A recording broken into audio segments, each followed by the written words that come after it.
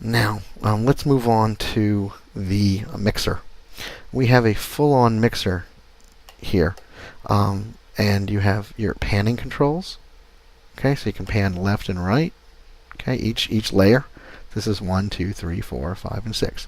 They correspond to your 6 layers, and then you have your sliders, your faders. That also. This is for volume. Okay. Up here you have your patches, and soon there'll be quite a few. Right now I've only created a few, and I haven't named quite a few of them yet. But I will be creating a full complement of presets. This is your preset loader here, and you have your overall main volume here, your master volume. Okay. Notice that everything has a tooltip text. Everything.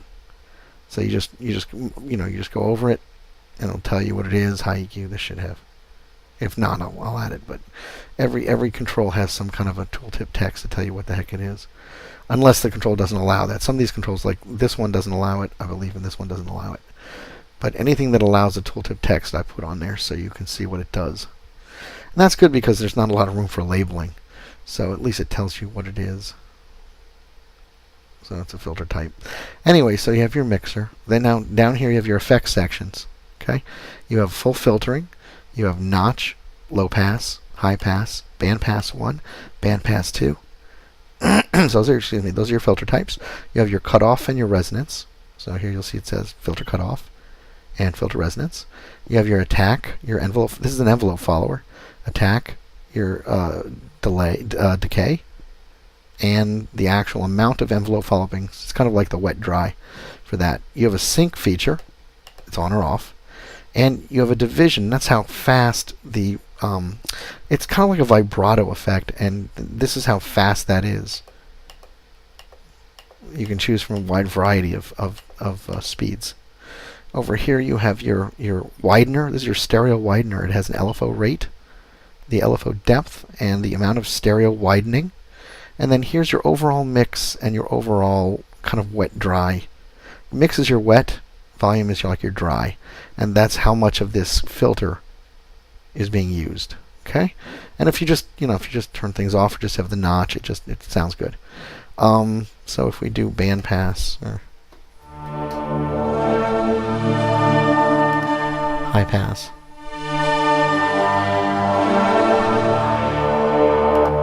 band pass. Obviously, if I put more, you'll hear it more. Band pass 2.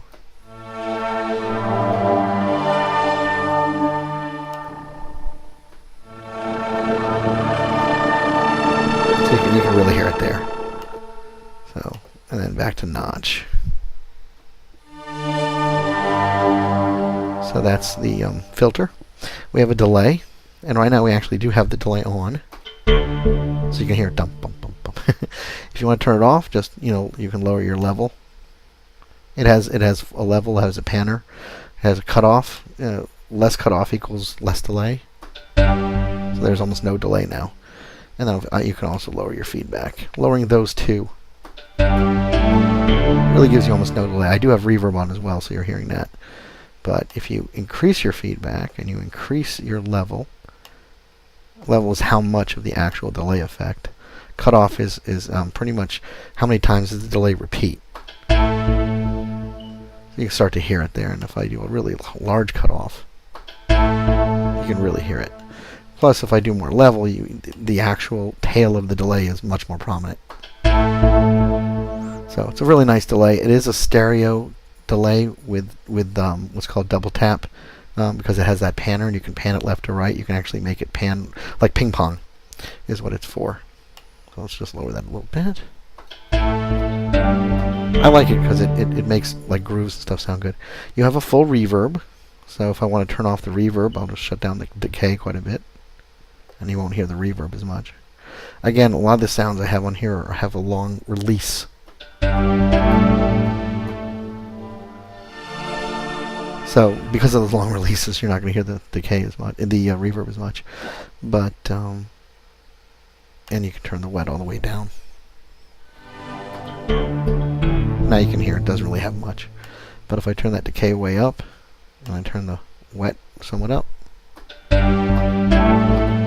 can kind of hear it with the delay. If I was to just limit the delay, you'd hear it. Anyway, so that's the reverb. And then we have a limiter and a compressor and a limiter. In fact, the way SuperCore works is all the sound goes into the compressor and the limiter, then into the filter, and then into the output. And the reverb, delay, chorus, and fuzz distortion are actually in parallel. They're not serial. They're not part of it. So they add to the sound, which means that you'll have a more powerful sound. Okay, and that also means the filter is very powerful because it's in the actual flow of the whole thing. All right, over here you have your chorus, and that gives you, as you would probably imagine, a chorus effect. And it's also good for like flanging. You have a rate, the chorus rate, the chorus depth, and the amount of delay. I'm sorry. All right, so we're going to turn that down. And then finally, as the last effect we have is fuzz and distortion. And that lets you distort. So if you have like a guitar sound or any kind of a thin, like even a keyboard sound, you can distort the hell out of it. It works really well. It's very fuzzy. Makes things sound really. You can really do like lo-fi.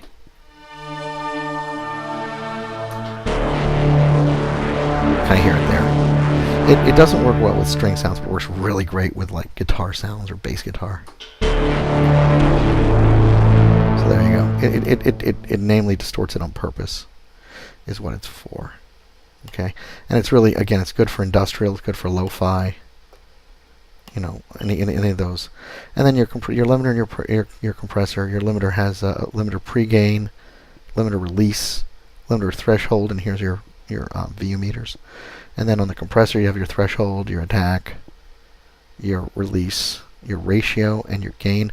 And then you have RMS as far as the type, or peak, and you have soft and hard knee.